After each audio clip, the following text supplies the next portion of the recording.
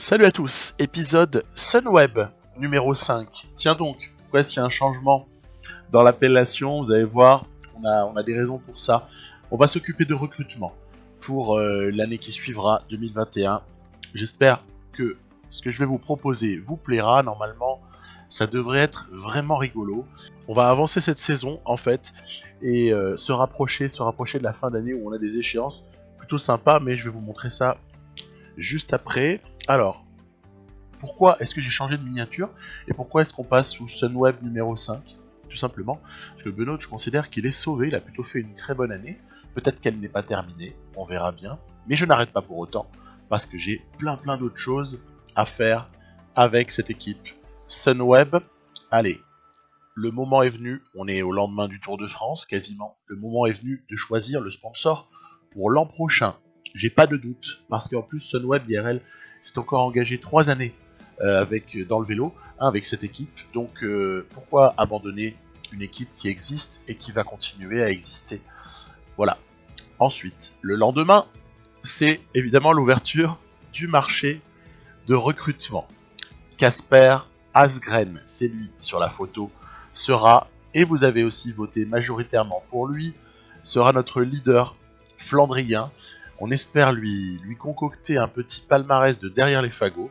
Je vous avoue qu'une Tom Bonnen dans les rêves les plus fous ne serait pas... en tout cas, je ne l'exclus pas. C'est un gros rouleur, il va nous apporter énormément. Il va nous apporter énormément à ce niveau-là. Les notes sont éloquentes. Hein. C'est terrible. Il mérite un salaire énorme. Je trouve que c'est plus réaliste de lui filer un gros salaire pour le faire partir de chez Deceuninck Quick-Step, où il avait peut-être un avenir qui pouvait, qui sait, être beau aussi, même si c'est chargé en leader, donc avec Lampard, avec Stybar, notamment avec Remco, avec qui sait à la Philippe s'il s'attaque maintenant au classique sur pavé, hein, puisque c'est la dernière tendance. On a vu ça IRL, c'était assez intéressant. Hein. Je vous avoue que ça m'interpelle. Hein. À la Philippe qui veut s'aligner sur Tour des Flandres, avec le talent du bonhomme, on peut se dire que ça pourrait peut-être faire mouche un de ces jours. Vingegaard et Wurtzschmidt vont être les deux, voilà, ce que j'appelais l'environnement danois pour Asgren. Voilà, il a deux compatriotes qui vont être comme ça recrutés. J'ai pris soin de ne pas recruter de coureurs que j'avais, pourtant ils étaient disponibles, hein, que j'avais déjà pris ailleurs. Hein, on pense à la partie avec Astana par exemple, où j'ai Pedersen, Krag Andersen et évidemment l'inénarrable Kort Nielsen, cela va de soi. Donc j'ai pris soin de ne pas les prendre, de ne pas en prendre même un des trois, même si Krag Andersen aurait vraiment mérité qu'on le prenne. Mais voilà, on va le laisser poursuivre ses aventures sous d'autres cieux. Après, même problématique côté australien, où j'ai dû choisir une tête d'affiche.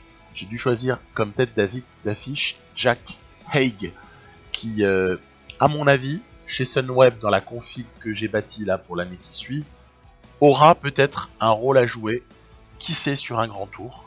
En tout cas, je crois en lui. Je crois en lui au point de lui faire une offre assez raisonnable. Hein, voilà, assez raisonnable. Je lui file 30 000 sur 2 années. Les Australiens, je leur donne tous 2 ans. Je vais m'aligner par nationalité. Je donnerai toujours le même nombre d'années aux coureurs d'une même nation.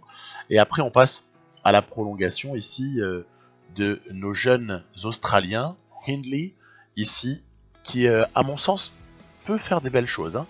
On n'est peut-être pas à l'abri de surprises avec Hindley d'une part, avec Rob Power, tiens, qu'on a vu sur Down Under jouer un joli rôle récemment IRL. Rob Power, et le dernier c'est Chris Hamilton.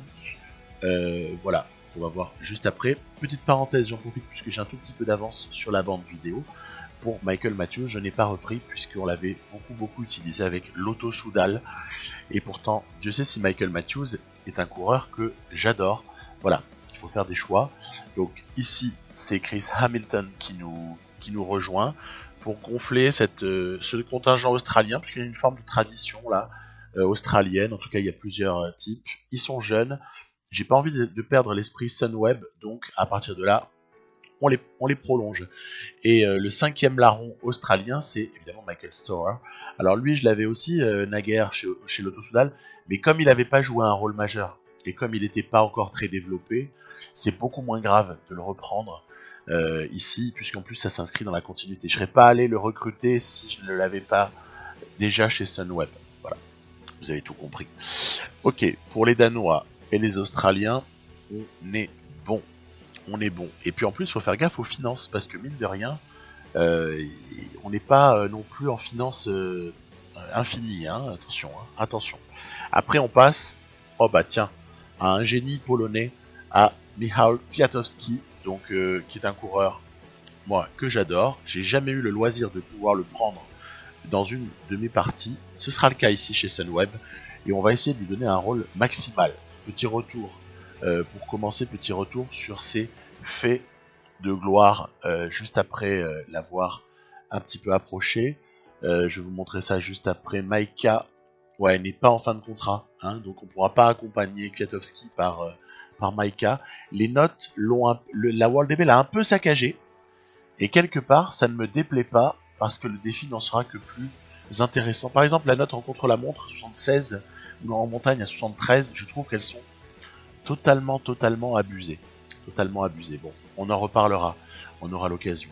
Il avait fait ses débuts en 2010 professionnel chez Caja Rural, puis une année chez Radio Shack, et après c'est évidemment le passage chez Quick-Step, avec comme point d'orgue évidemment chez Quick-Step ce titre de champion du monde, mais avec aussi en 2014 une jolie passe d'armes, et c'est ce que j'ai choisi de vous montrer, une jolie passe d'armes avec Peter Sagan, qui était déjà à l'époque quelqu'un, déjà la pancarte, hein, Peter Sagan.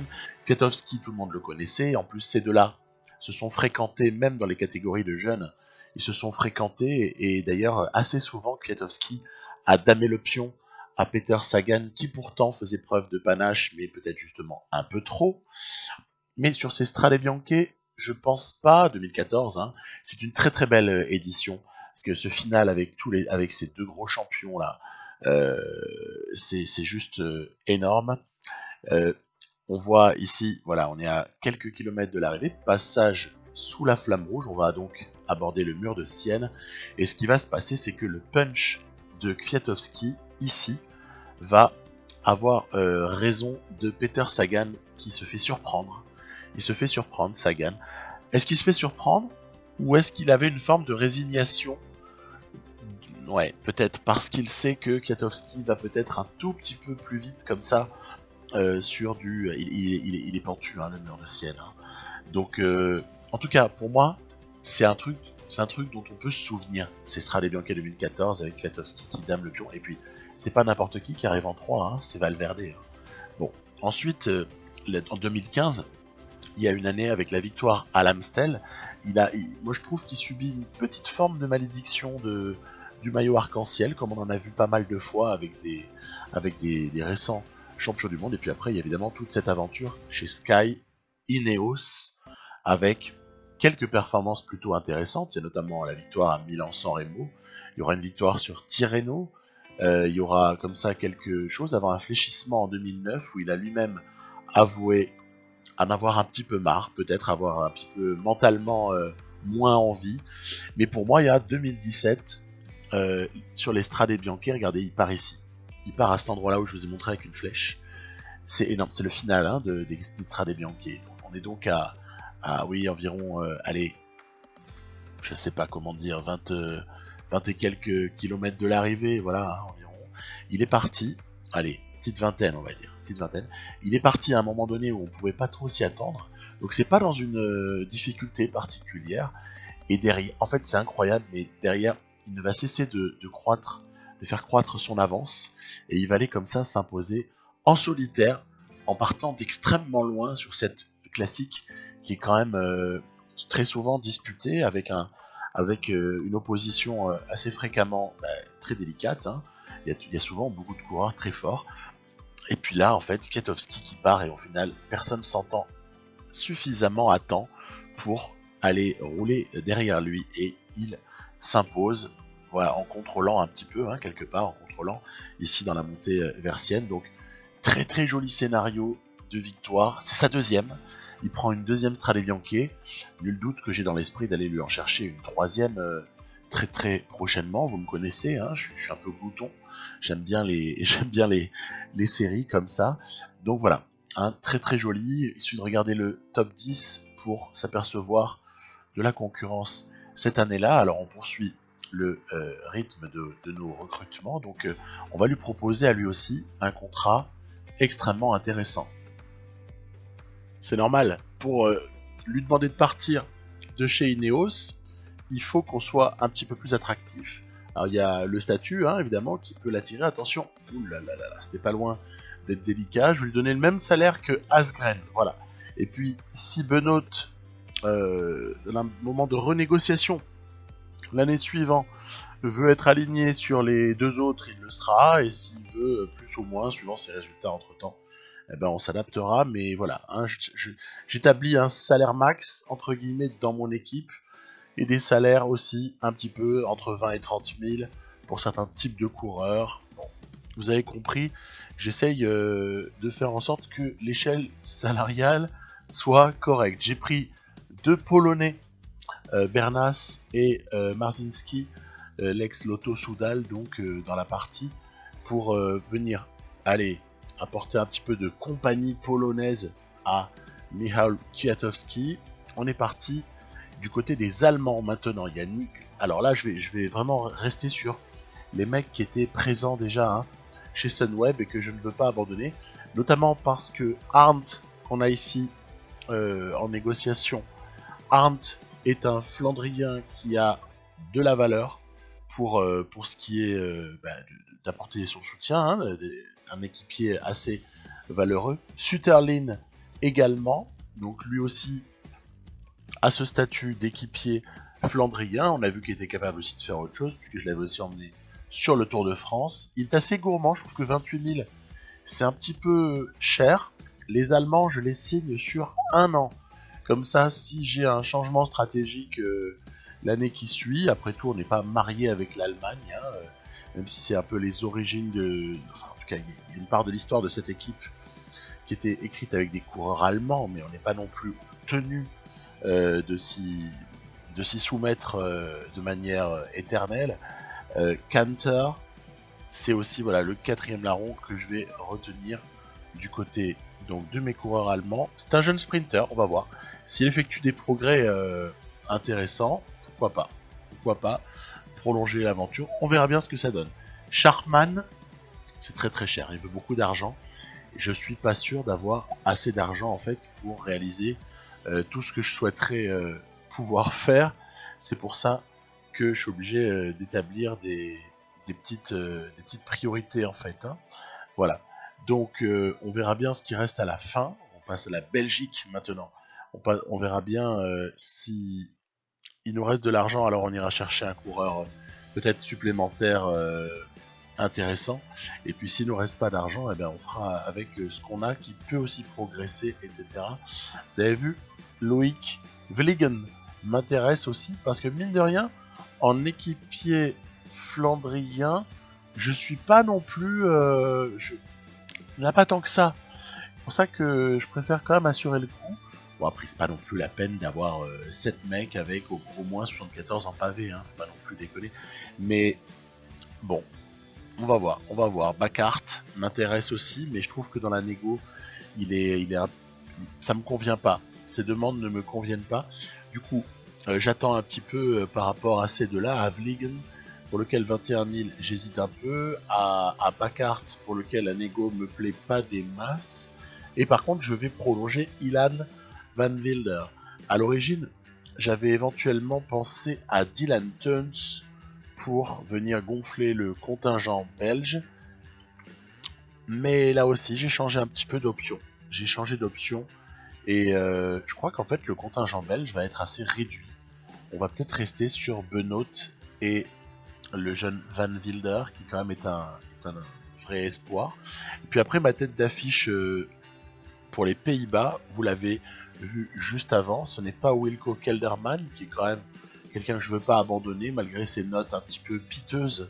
Si on compare ses notes sur WorldDB 20 et sur PCM, on va dire la DB d'origine, c'est quand même le jour et la nuit. J'ai donc recruté Antoine Tolhoek avec le même genre de choses derrière la tête que quand j'ai recruté Jack Haig précédemment, ok. Après il y a Toosveld qu'on va prolonger, hein. Je prolonge des types qui sont chez nous.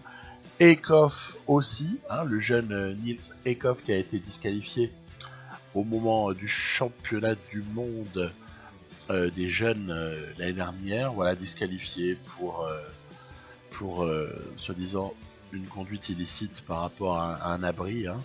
Enfin soi-disant, c'était quand même avéré, il y avait des images, bon bref, voilà. Ce qui était un peu cruel, c'est que le type, on le lui a dit, mais après qu'il ait vraiment pensé avoir gagné, quoi. Il aurait mieux valu le disqualifier avant, mais c'était des conditions un petit peu apocalyptiques, c'était un peu spécial. On a déjà donc 6 nationalités, on va pas aller beaucoup plus loin, mais il manque quand même quelqu'un que vous avez plébiscité. Alors je fais quand même mes comptes, je regarde s'il n'y a pas quelqu'un que je pourrais reprendre quand même en plus, parce que Mark Hirschi va être prolongé, et évidemment qu'il va être prolongé, Hirschi, mais je regarde s'il n'y a pas quelque chose qui pourrait coller en fait à ce stade là, quitte à dépasser un peu le budget, puisqu'on peut dépasser le budget. Après, charge à nous de gagner suffisamment d'argent, donc suffisamment de courses pour pallier à un budget qui sinon serait déficitaire. Bon, je vais partir sur Hirschi, voilà. On va partir sur Hirschi qui est pas mal du tout, hein. Il a d'ailleurs un petit peu progressé, l'ami Mark Hirschi, et il est dur en affaires. On va lui donner à l'arrivée le même salaire qu'à Tish Benoît. Ok, 38 000 sur 2 ans. Ouais, je trouve pas que ce soit volé en fait. C'est mérité parce que maillot à poids sur le Tour de France, relative polyvalence hyper intéressante. Ouais, le mec mérite ce salaire-là en fait, selon moi. Ok, puis je vais essayer d'aller chercher. Alors, il n'y a pas pléthore de talents suisses, surtout si on veut rester dans une certaine tranche de coureurs. Il n'y a pas pléthore, donc je vais voilà, me rabattre sur un petit jeune. C'est Johan Enfer. Alors, je vous avoue que je ne connais pas ce coureur. Je ne le connais pas, donc je ne peux pas vous dire si c'est un régène ou si c'est un coureur réel, mais bon, ça sent le régène à plein nez. Allons-y. Ok, on a fait plus ou moins nos petits comptes à ce stade-là. Il y a 22 recrutements ou renouvellements, plus le 23e qui était déjà présent, c'était Tish Benoît. On est à 23 coureurs. Moi, 23 coureurs, ça me va bien. Et j'ai plus d'argent. Donc je me décidais en fait à annuler l'accord passé avec Loïc Vliegen. Voilà. Donc effectif a priori bouclé, sauf revirement de situation, et on se dirige maintenant sur la route, on va dire, vers les championnats du monde. Ça veut pas dire, on va pas aller là jusqu'au championnat du monde, c'est trop long en fait, il y a trop de choses à voir. Non, ce qui est intéressant et qui va m'animer, c'est respecter les 6 objectifs encore à accomplir. Ça commence la Classica San Sébastien. Alors pourquoi est-ce que je veux respecter ces objectifs sponsors alors que finalement on a déjà notre budget?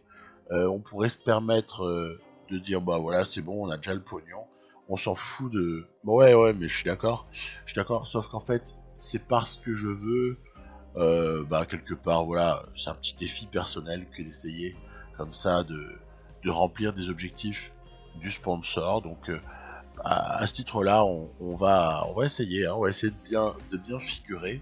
Alors donc là, on est dans les difficultés assez classiques de cette Classica San Sebastian. Il faut arriver à résister sur les accélérations, sur les relances. Là, vous voyez, il y a des relances comme ça après une difficulté. Bon, après, on peut dire que mon équipe est quand même assez solide. Elle a fait ses preuves en fait. C'est quasiment les mêmes là que sur le Tour de France.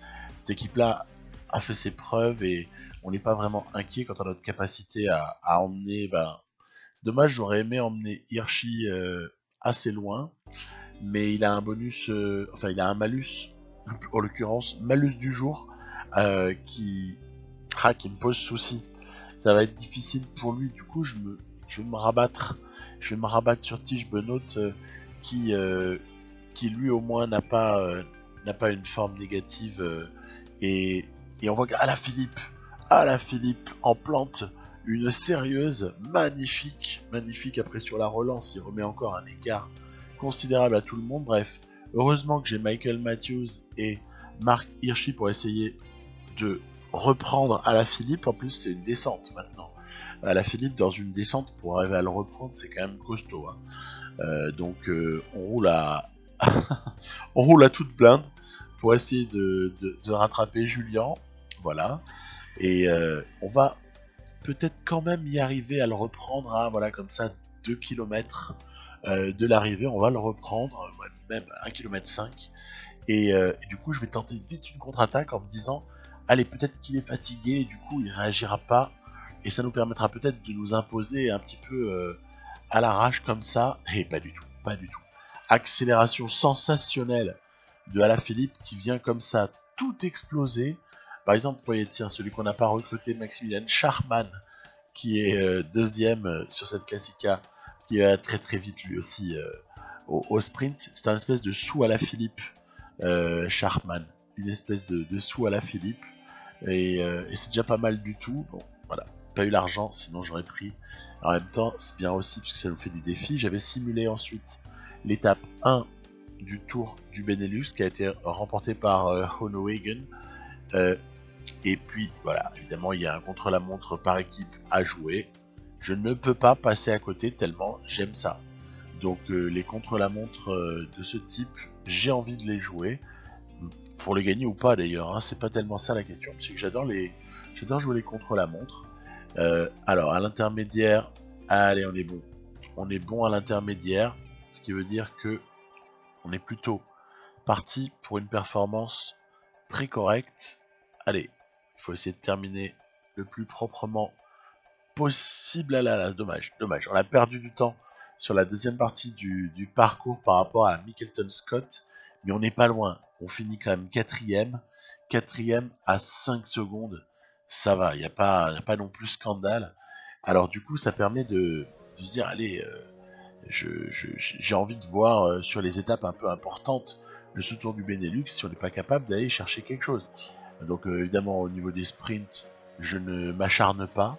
Étapes 3 et 4 sont dédiées aux sprinters. Bon bah on laisse les sprinters s'expliquer parce que je pense pas que mon Matthews soit réellement en capacité d'aller concurrencer Groenewegen, Viviani, Ewan. On a compris. Donc par contre il y a une étape 5 qui est plutôt sympa à jouer. Donc là je joue, évidemment, je simule pas. Il y a un profil a priori un petit peu vallonné. Je dis un petit peu parce qu'en fait il y a tellement de courses au calendrier qu'on connaît et qui sont plus vallonnées que celle-là et plus accidentées on va dire. Donc on fait ce qu'on peut pour accélérer. En cette fin d'étape, on va essayer de provoquer un petit peu les choses. Je vais fournir comme ça un gros effort avec vous voyez Dance qui est pas mal ce jour-là, Hamilton, Hirschi, voilà. On se bat, Matthews, Craig Anderson, évidemment en dernier ressort, Benoît et Hirschi. Donc à voir ce qu'on est capable de faire. On a vu Van Der Poel qui a sauté dans notre roue alors qu'on était peut-être en capacité de terminer. Et Van Der Poel qui a visiblement une grande forme, arrive aussi à sauter dans la roue de Craig Anderson au moment où celui-ci a placé une attaque. Du coup je me dis allez Hirschi à fond la caisse, mais Van Der Poel c'est dur à prendre au sprint. Bon, je sais pas pourquoi, j'avais l'impression qu'on le savait un petit peu, que Van Der Poel c'est très très costaud. Donc voilà, confirmation, et ainsi on se retrouve avec une étape.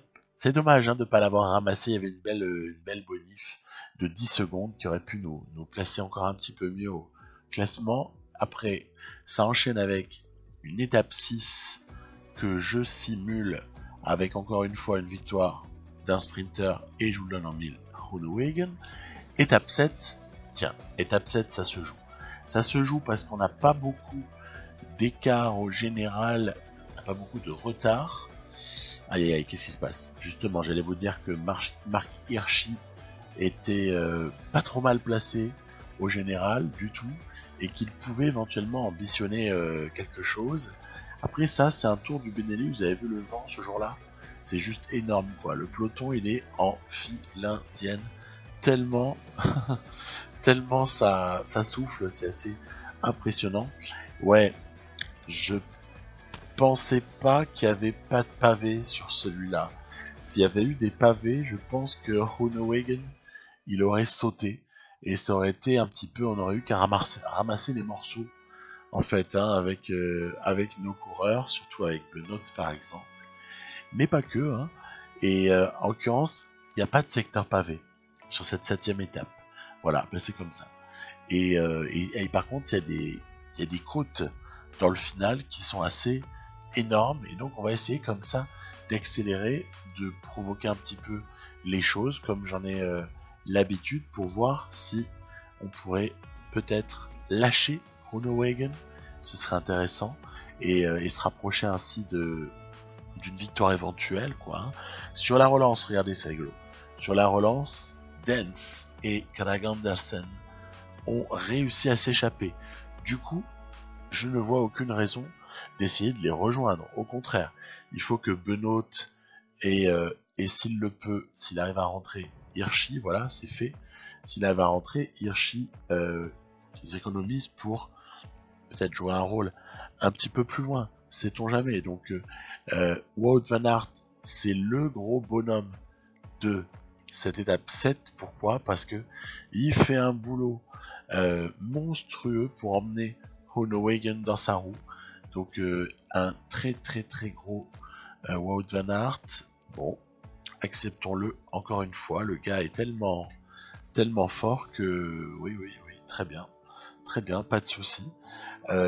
On profite, allez, encore de la dernière réelle difficulté pour essayer d'accélérer avec Benoît. Vous voyez, je vais faire la cassure, voilà, ici. Je vais faire la cassure avec Andersen, qui, bon, un peu malgré lui aussi, parce qu'il n'y a pas les moyens de suivre, hein, mais voilà, allez, c'est le départ. On essaie d'avoir du panache, en fait, sur ce tour du Benelux. C'est pour ça que je vous le propose. Si j'avais joué à la petite semaine, à essayer d'assurer, de pas prendre de risques, etc., je pense pas que ça aurait mérité le détour, alors que là, on est peut-être sur une fin d'étape assez exceptionnelle, où il y a comme ça attaque d'assez loin, en plus 2 hommes très costauds. Alors il y a 2 poursuivants là, Krag Andersen et Viviani. Je ne crois pas beaucoup en le retour de ces 2 hommes là, et par contre ce qui est dommage à l'avant, c'est que Van Aert ne veut pas collaborer avec Benoît, et c'est normal, non? Il protège un peu le maillot de leader de Groenewegen. Du coup, il me vient une idée, je me dis, allez, est-ce que tu n'arriverais pas à revenir avec Krag Andersen? Donc il se débarrasse de Viviani sans trop trembler. Par contre, le chasse-patate après, c'est infaisable. Infaisable, et pourtant je roule pas trop vite avec Benoît, mais c'est pas possible. Et puis à ce moment-là, surtout, je me dis, allez, tant pis, si Krag Andersen n'arrive pas à rentrer, au pire, c'est pas non plus la fin du monde si jamais Benoît arrive. Benoît possède un petit peu d'avance au classement par rapport à Wout van Aert. C'est pour ça que si les deux arrivaient groupés, par exemple, ça m'irait parfaitement. Avec un écart de temps, bien sûr. Tiens, qui voilà, qui a réussi à sortir. Pourtant, le peloton roulait vraiment très fort. Celui qui a réussi à sortir, c'est Jenny Moscon. Alors, je me dis, peut-être ça peut tout refaire basculer, ce Jenny Moscon qui s'est échappé et qui nous a rejoint. Parce que si Moscon roule, déjà, c'est plus pareil. On peut peut-être gagner du temps. Ouais, mais voilà. Moscon n'a pas beaucoup roulé parce qu'il s'était fatigué pour le reprendre. Et Wout van Aert, ne roule toujours pas, il a raison. C'est stratégique. Du coup, contre-attaque avec Hirschi. Et là, la désillusion la plus totale. Je vois passer 4 flèches là. Je vois passer 4 flèches. Ouais, mais c'est normal, hein. C'est normal. Ils ont fait une course parfaite, le team Jumbo-Visma. Course parfaite pour eux. Et c'est couronné d'un succès donc sur le Tour du Benelux. Alors dites-moi, ça fait une razzia sur les épreuves World Tour. qui est juste invraisemblable pour Jumbo Visma. Un petit coup d'œil aux indices, je vous ai montré, je vous montre là, pour voir qu'on sera au World Tour, il n'y a pas de problème. Il n'y a pas de problème, a priori ça reste tout à fait acquis. Et puis, petite surprise de taille, Benoît qui est donc, comment dire, Benoît se retrouve leader du classement UCI, ce qui est quand même là non plus pas banal.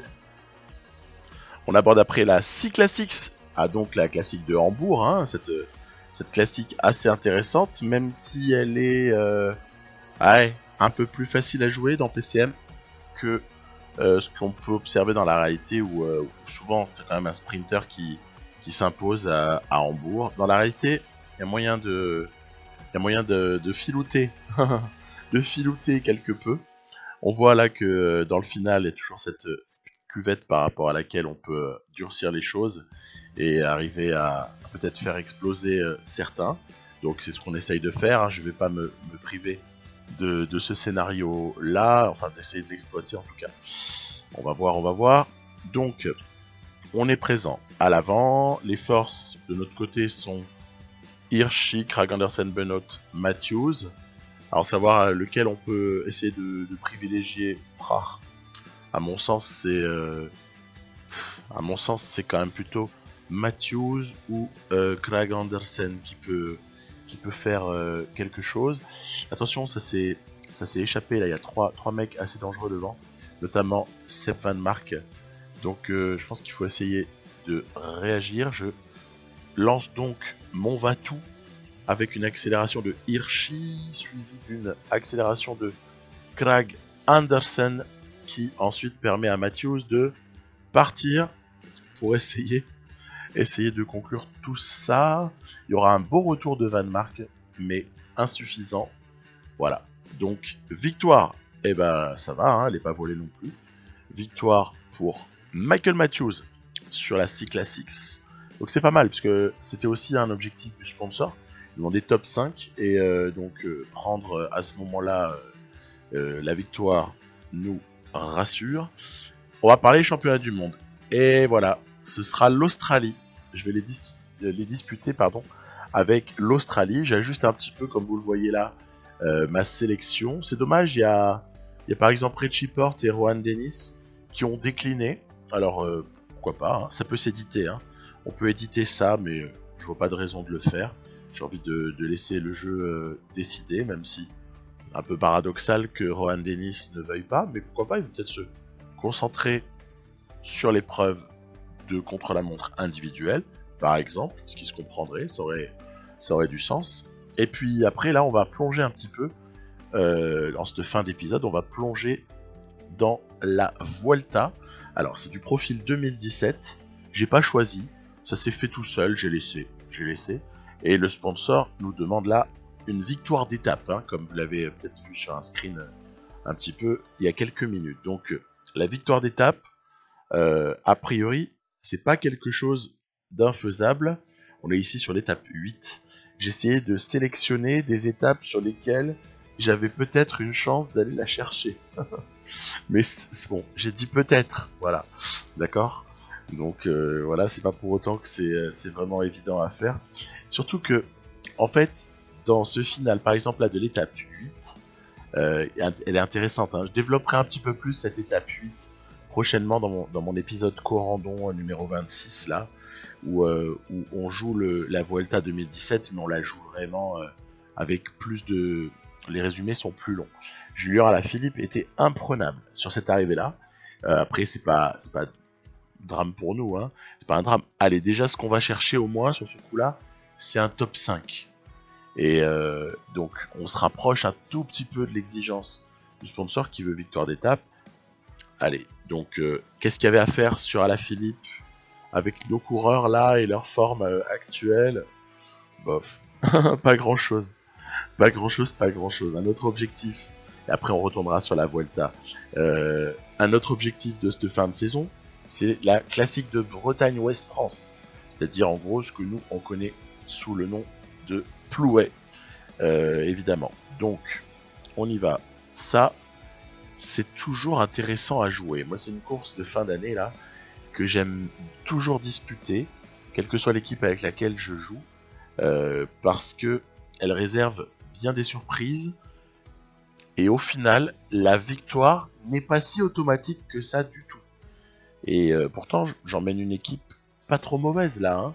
Après, les formes du jour, elles sont ce qu'elles sont. Hein. C'est vrai, on n'est pas dans une période, nous, qu'on a ciblé vraiment... Bon, ok. Si je voulais vraiment gagner à Plouay, vous avez vu, c'est là que la cassure va se faire. Il y a toujours une cassure qui se fait dans cette course. C'est toujours sur une relance. Là, comme ça, dans les 2 derniers tiers, on va dire, au sens large de la course, bah, ça a eu lieu. Donc cassure, le groupe de favoris va se réduire un petit peu au fur et à mesure. Il y a quelques lieutenants ou équipiers de luxe qui vont sauter au fur et à mesure. Et puis nous aussi, on va pas être en reste hein, pour instiguer le durcissement de cette course. Bah, ce qui est sûr en tout cas, c'est que voilà, elle est délicate parce que on peut se demander déjà pour nous qui est-ce qui doit jouer le coup. Là, on voit que ça revient, ça revient. On était sorti, mais un petit peu sans le vouloir et bref, il va y avoir un regroupement comme ça d'une douzaine de coureurs. Avant la dernière difficulté, regardez, voilà, c'est un chemin de terre, voilà, en sortie duquel il y a encore quelques bons pourcentages. Et ensuite, sur un faux plat puis plat, on va se diriger vers ce qui devrait être le sprint pour la victoire sur cette classique de Bretagne. Je tente donc ma chance en relançant ici Benoît grâce à Craig Anderson. Et je me dis, allez, c'est peut-être toi qui peux le faire, mon petit. C'est peut-être toi. C'est peut-être toi. Eh ben, pas du tout. Pas du tout. Pas du tout. Victoire de Gianni Moscon. L'inattendu Gianni Moscon, ici sur Plouay, devant Benoît Connefroy et Matej Mohoric. On voit au moins une satisfaction, c'est que Benoît a battu Daryl Impey. Confère dernier Tour de France IRL. Voilà, ok, on retourne sur la Vuelta, on a notre top 5 hein, sur Plouay, tout va bien. Il reste donc plus qu'à valider 3 objectifs, qui sont évidemment une victoire d'étape sur la Vuelta, j'ai déjà mentionné, ainsi que 2 top 5 sur les 2 classiques canadiennes. On abordera celle-là par contre dans l'épisode prochain, hein, parce que je veux pas aller au-delà des 40 et quelques minutes. On va en rester là. Après ces petites tentatives sur la Vuelta, vous voyez ici par exemple que sur l'étape 9, j'avais tenté de m'échapper, et puis après on a été repris, et puis alors c'est clair que sur la côte finale, il n'y a pas de place pour nous, du tout, on n'est pas invité. Les tout meilleurs sur cette Vuelta. On a vu Carapace, c'est vrai qu'il est pas mal. Mais il y a surtout Bernal du côté d'Ineos. Il y a Miguel Angel Lopez pour Astana. Et puis on pourrait aussi mentionner l'ami Pogacar qui est visiblement sur une bonne forme dans la foulée. Comme il y a des profils qui me paraissent pas forcément, alors celui-là c'est pire que tout. Là on s'attend bien à ce que les favoris disputent la victoire d'étape. Ça sert à rien que j'y aille. Je vais pas, en tout cas j'ai peu de chance de pouvoir performer. J'essaie de cibler des petites étapes sur lesquelles quelque chose peut éventuellement être fait, comme ici l'étape 12 où vous avez vu, j'ai envoyé 2 mecs à l'avant, Rob Power et Hindley. Bon, il faut voir un petit peu ce que ces deux-là peuvent faire, en se disant que le meilleur des deux ou le plus frais pourra avoir le soutien de l'autre. Ouais, enfin ça, c'était sans compter sur le travail assez violent d'un peloton qui a décidé que non, cette échappée ne prendrait pas de champ et que la victoire normalement devrait encore se jouer entre favoris. Oui, sauf que je tente le coup, Kelderman a du retard au général. Ouais, ça n'a pas servi à grand chose à part se fusiller. Du coup, je retente le coup avec Jay Hindley pour voir si éventuellement on me laisserait sortir. Vous savez très bien que dans ce type de finale d'étape sur PCM, il arrive des fois que de manière inexplicable, on vous laisse sortir avec quelqu'un que l'IA ne considère pas comme un favori. Et donc qu'elle ne craint pas, et finalement ça tarde à s'entendre. c'est le coup que je tente en fait, c'est le coup que je tente. Sauf que là, ça commence à être un peu mal embarqué. Attaque de Miguel Angel Lopez, on voit que Pogacar et notamment Julien Alaphilippe, Valverde et Hindley ont pris la poursuite. Oui, mais voilà. Hindley, le pauvre, il va craquer un tout petit peu avant la flamme rouge.